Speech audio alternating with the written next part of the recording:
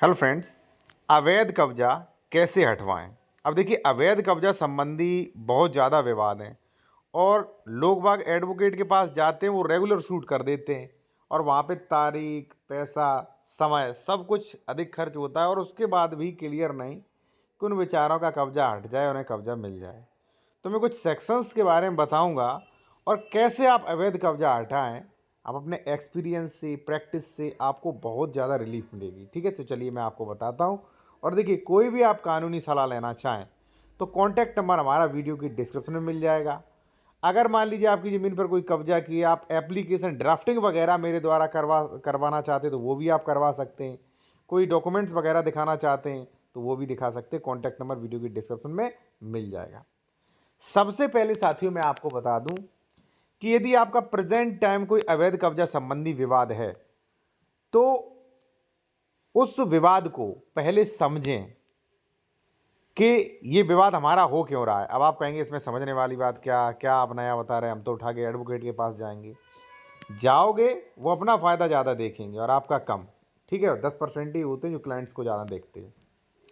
जैसे मान लीजिए इस प्रॉपर्टी पे आपका अवैध कब्जा कर लिया किसी ए व्यक्ति ने, तो पहले तो ये निर्धारित हो ए जो है ये कैसे आ गया यहाँ पे। क्या ये इसका सह खातेदारक है? ठीक है। क्या ये पड़ोसी खातेदारक है? सह खातेदारक है तो 116 में मैटर जाएगा, 117 में मैटर जाएगा। पड़ोसी सह खातेदारक है तो धारा 24 में मैटर जाएगा। गलत यहाँ पे अतिक्रमण अत्याचारी है तो वहाँ पे धारा 134 बेदखली में जाएगा। तो इस प्रकार से मैटर जाते हैं। भाई प्रत्येक कब्जा किस टाइप का है, क्या कंडीशंस हैं, उसके अकॉर्डिंग जाएगा किस तरीके से हमें अच्छी और जल्दी रिलीफ मिले। तो सबसे पहले तो भाई यही डिसाइड करेंगे भाई किसका मैटर बनेगा, क्या करना है हमें।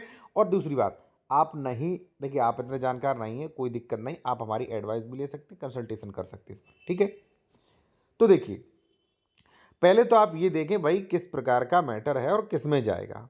ठीक है, अब चलिए आपने देख लिया।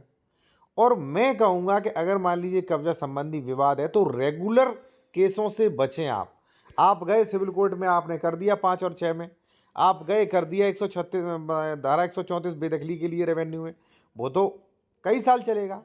पहले एग्जीक्यूटिव कार्रवाई से देख लीजिए, भाई इससे हट जाए तो बहुत अच्छी बात है, मात्र मान लीजिए 1,500 रुपये में हट जाएगा।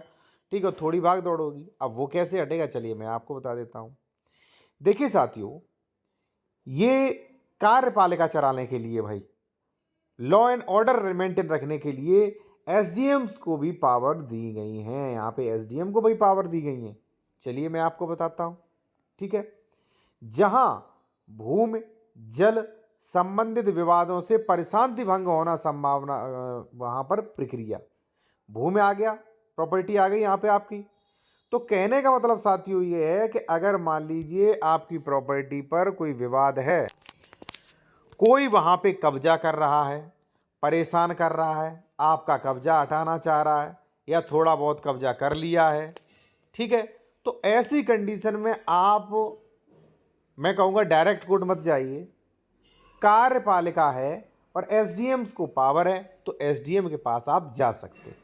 अब एसडीएम कार्रवाई कहाँ से करेगा, चलिए मैं आपको बताता हूँ कैसे कार्रवाई करवाएं।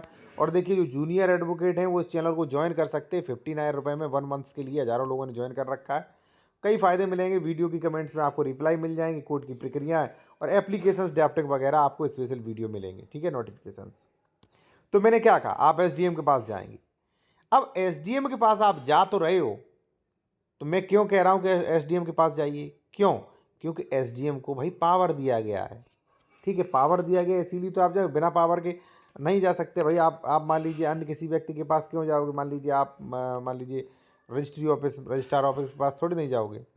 तो जिसे पावर दिया गया उसके आपको जाना है। तो उन्हें 145 में ये पावर है कि जब भी किसी कार्यपालक मजिस्ट्रेट को अधिकारी की, पुलिस अधिकारी की रिपोर्ट पर यह समाधान हो जाता है कि उसकी स्थानिक अधिकारिकता, उसके अधिकार क्षेत्र में परशांति भंग हो सकती है, दो पक्ष बढ़ सकते हैं, ठीक है, या मान लीजिए वहाँ पे दिक्कत हो सकती है, बलवा दंगा हो सकता है, तो ऐसी कंडीशन में 145 उपयोग करेगा और जिसका पहले से कब्जा है उसको कब्जा दिलाएगा। ठीक है, और वहाँ पे कहेगा भाई आप पे शांति बनाए रखें।